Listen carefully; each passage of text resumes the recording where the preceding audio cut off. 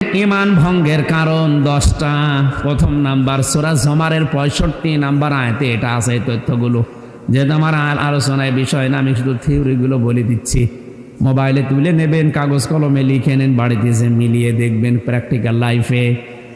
1 নাম্বারে যারা শিরিক করবে তাদের ইমান শেষ। 2 নাম্বারে যারা কুফরি করবে তাদের ইমান শেষ, নষ্ট হয়ে গেছে, ভেঙ্গে গেছে। 3 নাম্বারে নেফাক, মনের ভেতরে যাদের মুনাফিকি আছে। 4 নাম্বারে নবী ছাড়া অন্য কারো আদর্শ। 5 নাম্বারে আল্লাহর বিধানকে যাদের ভালো লাগে না।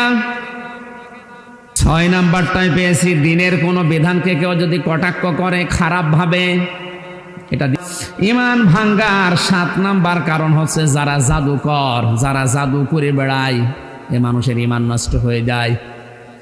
সারা বাকারার ভেতরে ঘটনাটা আছে। 8 নাম্বারে মুসলমানদের বিরুদ্ধে যারা ষড়যন্ত্র করে ওদের ইমান ভেঙ্গে যায়, নষ্ট হয়ে যায়। 9 নাম্বারে কাউকে ইসলামের ঊর্ধ্বে যদি কেউ মনে করে তার ইমান সঙ্গে সঙ্গে ধ্বংস হয়ে যায়।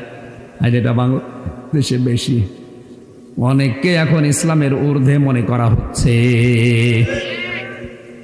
নাকি বেশি বলে ফেললাম? 10 নাম্বারে ইসলামের কোন বিধানকে কেউ যদি ঘৃণা করে